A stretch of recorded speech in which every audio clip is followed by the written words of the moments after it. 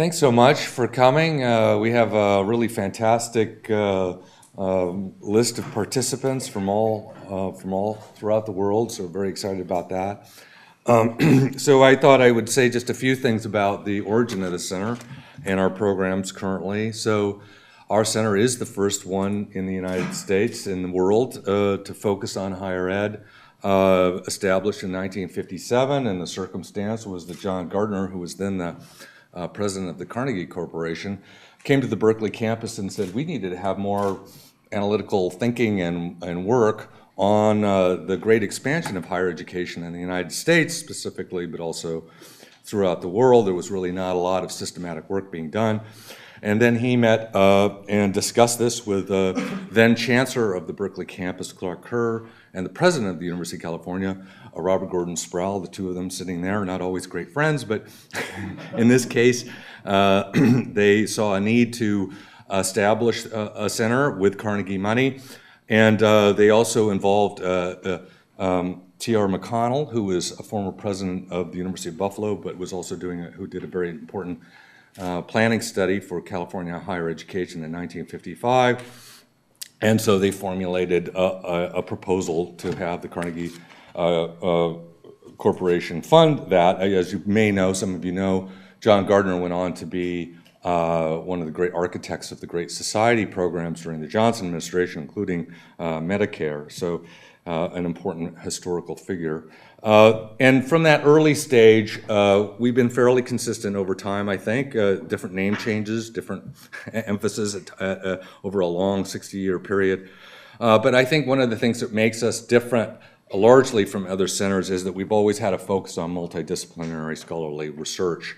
Where we do not have a graduate program and these kinds of things. But that multidisciplinary focus means that we have historians and social sciences, sociologists, and economists, and others who are focusing on higher ed, and you can see that in the products and things that we produce out of our small center.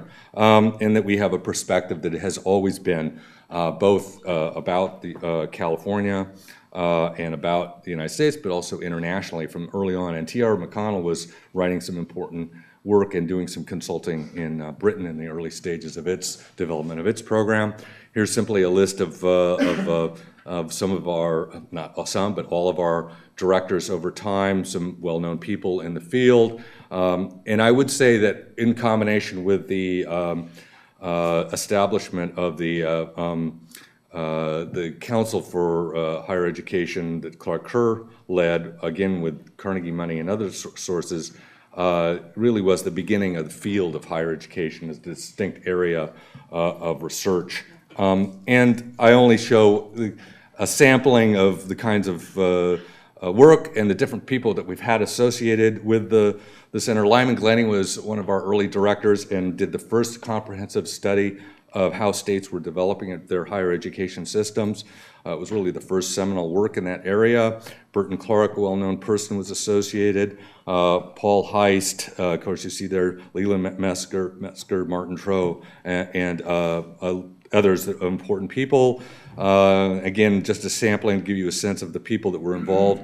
Frank Bowen being another person who was associated with the center, who was really one of the early economists looking at the economy of universities. Sheldon Brofblatt, of course, as well. And so this is just to give you a sense of the breadth of what we've done. So currently, what are our programs? These are the areas that we're focusing most of our work, in some form, thematically.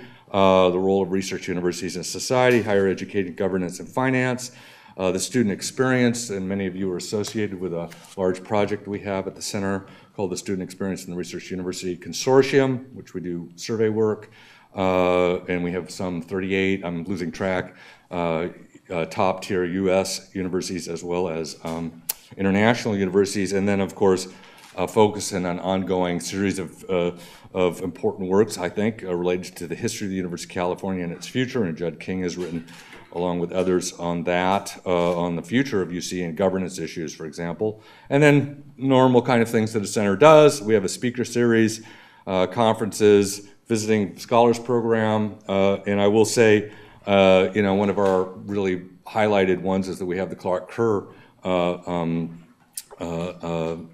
speaker series, lecture series that are modeled a little bit on the Godkin lectures, again with the support of the Carnegie Corporation, which has also provided funding for this conference.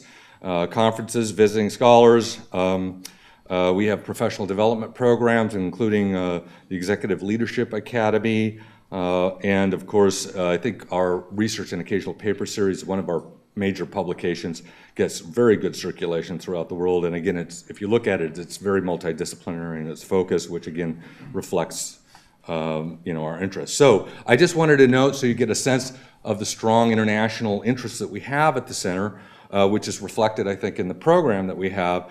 These are the listing of scholars that we have who are here or just left or about to come as well, and a few of them will be here, including Willem Croucher and, of course, Irina, who's also helping in the conference, Tomasz Zajac from University of Warsaw, excuse me. So that's just to give you that kind of a sense. So finally, we need to keep going because the conference format is kind of fast. The sessions are short. And so I'm just going to say the briefest things you can see on the list, bioinformation to spare our chairs from doing that. But we're very pleased. We have 2 sessions this morning. This part of the program, the concept was to welcome back past visiting scholars, some sample of them, or research, or people who are currently or were research associates with us, and to give us a sampling of some of the research that they did while they were here or are doing currently. And so Henry will lead that first session, and then we'll have Renato Pedrosa from the University of Campinas, who also, I will say, has a PhD in mathematics from Berkeley. So we're always glad to see Renato back. Salim Badat, who just walked in, and we're very thankful that Salim could come, who is at the Andrew W. Mellon Foundation, but was also past Vice Chancellor at Rhodes University in South Africa. Grace Teneri, again, another former visiting scholar who is the Chancellor Emeritus of the Eastern Mediterranean University in Northern Cyprus.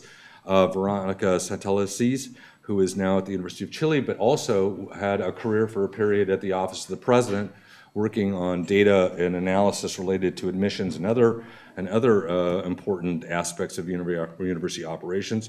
Then we'll go to Chair Judd King, the past director. Many of you know Judd, Professor Emeritus of Chemical Engineering, and also among his many titles, Provost and Senior Vice President for Academic Affairs at the system-wide level at UC, University of California, and past CSHE Director.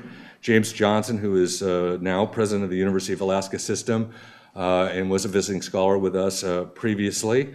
Satoshi Watanabe, who is also a very close associate with the CIRU project and is now a vice president at Hiroshima University.